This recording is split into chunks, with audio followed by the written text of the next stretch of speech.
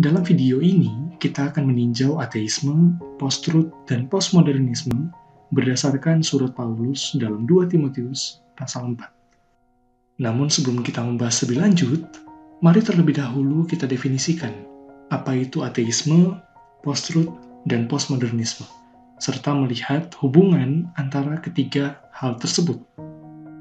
Ateisme berasal dari kata teisme, dan teisme sendiri merupakan sebuah proposisi atau pandangan yang percayai bahwa Tuhan itu ada.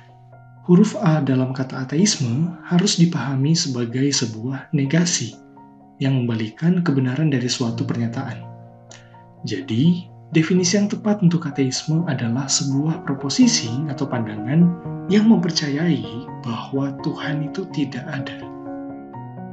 Dalam Mazmur 14 ayat 1, Daud mengatakan bahwa orang yang menolak keberadaan Tuhan adalah orang bodoh. The fool who says in his heart, there is no God. Dalam Alkitab terjemahan bahasa Indonesia dikatakan bahwa orang yang menolak keberadaan Tuhan adalah orang yang bebal, sukar mengerti, tidak tajam pikiran, bodoh. Maju 3000 tahun dari masa Daud, salah satu manusia paling jenius di muka bumi ini, yaitu Stephen Hawking, mengatakan, tidak ada Tuhan. We are each free to believe what we want. And it's my view that the simplest explanation is, there is no God. No one created the universe, and no one directs our fate. Stephen Hawking berpendapat bahwa lumrah bagi orang awam yang tidak memahami sains untuk mempercayai bahwa Tuhan menciptakan alam semesta. Namun sekarang, sains telah menawarkan penjelasan yang lebih meyakinkan tentang Allah dan penciptaan. Dalam argumennya tentang penciptaan, Hawking berpendapat bahwa sebelum Big Bang, tidak ada apa-apa. Tidak ada ruang, tidak ada waktu, bahkan tidak ada Tuhan. Apakah yang sebenarnya terjadi selama rentang waktu itu? Sepertinya ada perubahan pola pikir yang terjadi seiring perkembangan zaman. Apakah yang menyebabkan perubahan pola pikir ini? Disinilah post-truth dan postmodernisme mengambil peran mereka. Menurut Kamus Oxford, definisi dari post-truth adalah keadaan di mana orang-orang lebih memilih untuk meresponi perasaan dan keyakinan mereka daripada fakta. Dengan kata lain, tiap-tiap orang lebih memilih untuk menciptakan kebenarannya sendiri, karena mereka menganggap bahwa tidak ada kebenaran yang absolut. Tidak ada kebenaran yang benar-benar benar. Inilah zaman yang kita hidupi sekarang. Postmodernisme adalah sebuah paham. Beberapa orang berpendapat bahwa postmodernisme ini merupakan sebuah konsep atau pergerakan. Seorang apologet bernama Ravi Zacharias dalam tanggapannya terhadap postmodernisme mengatakan, postmodernisme itu lebih mirip sebuah suasana hati dibandingkan sebuah gerakan yang terorganisir. Postmodernisme mempertanyakan otoritas verbal.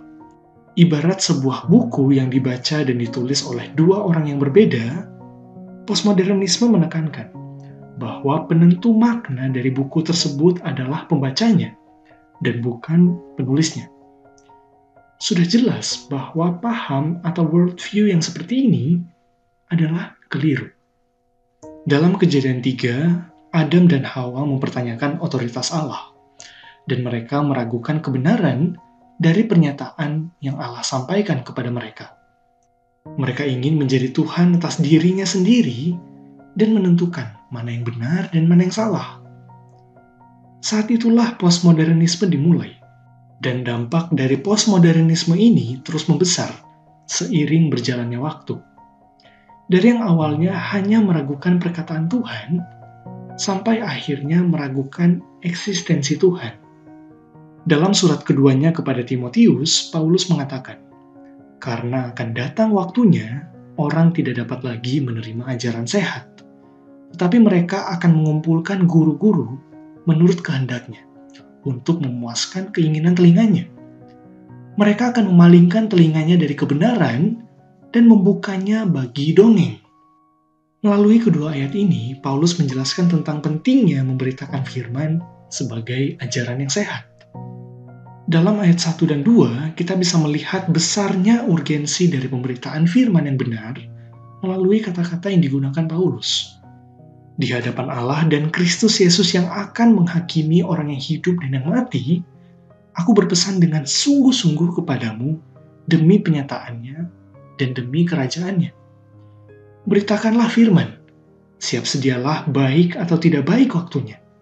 Nyatakanlah apa yang salah, tegurlah dan nasihatilah dengan segala kesabaran dan pengajaran.